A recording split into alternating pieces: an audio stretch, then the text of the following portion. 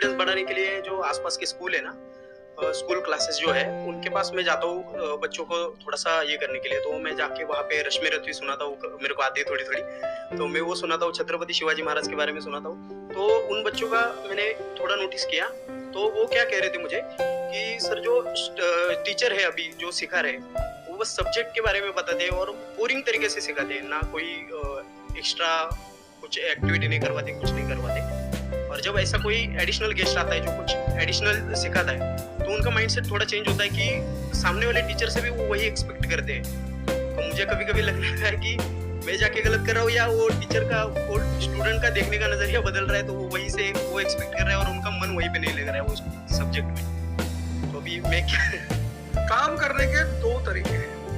एक, आपको काम करना ही है, कोई ऑप्शन नहीं।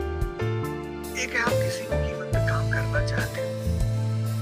जैसे मैं किसी भी कीमत पर पढ़ाना चाहता ही हूँ। इसने मुझे इज्जत दिया, सम्मान दिया, प्रेम दिया। मैं एक शादी में गया था 2 दिन पहले, लोग दूल्हे दूल्हे को छोड़ के मेरे पास आ गए।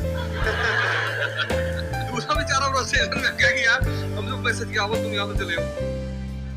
उनके भाई ने मुझे मैसेज किया, बड़े भाई ने कहा वो यार तुम यहाँ से चले, शादी नहीं हो रही है। मतलब वो द्वार 4 वगैरह सारा प्रोग्राम था, वो सब आ रहे हो जा सर। तो हमारा जो देश का शिक्षक है उसके मन में कोई मोटिवेशन नहीं है कि वो क्यों पढ़ाए।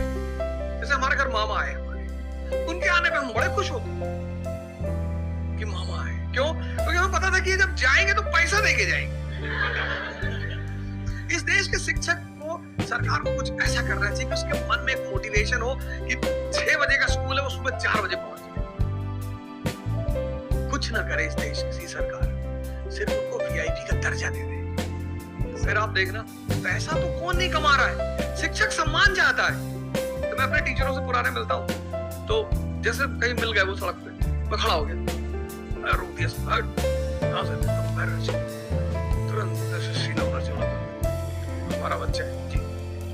शिक्षक एक दुनिया की ऐसी लॉबी है जिसको सम्मान चाहिए। आप लोग कहीं भी अपने पुराने टीचरों को मिला करो, ठीक है, हो सकता है उन्होंने आपको भी मारा हो, डांटा हो, बोला हो, लेकिन अब आप उनको थोड़ा सम्मान दे दिया, उससे बड़ा उन्हें फील होगा। हमारे देश के शिक्षकों के पास इनर मोटिवेशन की कमी है। कुछ लोग हैं जो इंडिविजुअल मोटिवेटेड रहते हैं, वो करते हैं कई सारे टीचर, लेकिन वो इंडिविजुअल, कुछ लोग होते हैं ना जिनको अपने धर्म का एहसास होता है, उनके लिए वो ड्यूटी नहीं होती, वो धर्म है उनका।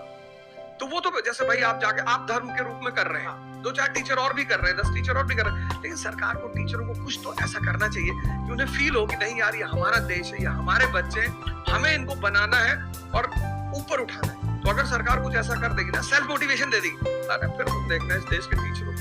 सर इसमें आपसे बात करते करते ना मेरे माइंड में एक सॉल्यूशन आ रहा है, क्योंकि एज एन एंटरप्रेन्योर मेरे माइंड में सिस्टम्स एंड प्रोसेसेस घूमते हैं। मतलब मेरे माइंड में ये घूमता है कि कैसे एक प्रॉब्लम है उसको सिस्टम में कन्वर्ट कर दिया जाए, जो कि वो काम अपने आप हो जाए। क्योंकि ऐसे बहुत ही कम टीचर्स होंगे जो अंदर से मोटिवेटेड होंगे। तो ये थ्योरेटिकली तो बड़ा अच्छा लग रहा है सुनने में, बट हजारों में कोई एक आध होगा। तो अब मेरा स्टैंड पॉइंट क्या है कि क्या हो अगर जैसे हम ई-कॉमर्स वेबसाइट्स पे जाते हैं, वहां पे प्रोडक्ट के रिव्यूज होते हैं। रिव्यू कौन देता है? जो कस्टमर है। तो टीचर का रिव्यू कौन दे सकता है? जो बाहर बैठा है उस कमरे से वो, या जो कमरे के अंदर बैठा है। तो अगर कुछ ऐसा सिस्टम हो जाए, एक ऐसा प्लेटफॉर्म बन जाए गवर्नमेंट का जहां पे सारे टीचर्स लिस्टेड हो और based upon the number of reviews and the quality of reviews उनको रिवॉर्ड दिया जाए। अच्छा, वो ऑटोमेटिकली ये मतलब जो नंबर 1 पे आया उसकी सैलरी डबल, कि अगर उसकी 50,000 है तो 1 लाख। बहुत अच्छा सोल्यूशन। और जिसके इतने रिव्यूज आए, यानी जिसके 4 स्टार या उससे ऊपर आए, उनकी सैलरी सीधा डबल हो गई। तो फिर देखो क्या मजा आता है। फिर हिस्ट्री पढ़ाने का जो स्टाइल है ना, वो सारे टीचर्स आएंगे अवध ओझा सर के चैनल पर और आकर के सीखेंगे भाई क्या कहानी है ये, ऐसे कैसे पढ़ाएं कि बच्चे दीवाने हो जाए। और फिर अपने आप को अपग्रेड करेंगे। नहीं तो अपग्रेड करने की मोटिवेशन कहाँ है? जैसे एक एंटरप्रेन्योर होता है, उसके पास तो मोटिवेशन होती है कि अगर मैंने अपने जो भी प्रोडक्ट है, सर्विस है या काम है, उसको अपग्रेड किया तो करते ही मेरे को इमीडिएट रिवॉर्ड मिलेगा। जैसे सेल्स टीम में अगर आप कहीं पर काम करते हो, कितने लोग सेल्स डिपार्टमेंट में हैं, अलग अलग कंपनी में जो जॉब कर रहे हैं, तो सेल्स में इंसेंटिव का एक सिस्टम होता है। तो वहां पर क्लियर पता होता है कि मैंने ये टारगेट अचीव किया तो ये, तो एक क्लियर कट टारगेट होना चाहिए which is measurable, not theoretical but actual, objective not subjective. कि ऑब्जेक्टिव एक टारगेट होना चाहिए in terms of numbers which can be calculated and a transparent system जहां पे स्टूडेंट्स वोट करेंगे और जो टीचर्स जीतेंगे पूरे इंडिया लेवल पे या स्टेट लेवल पे, उनको बुला करके जो हमारे देश के प्रेसिडेंट है या प्राइम मिनिस्टर है वो आकर के रिपोर्ट दे। सर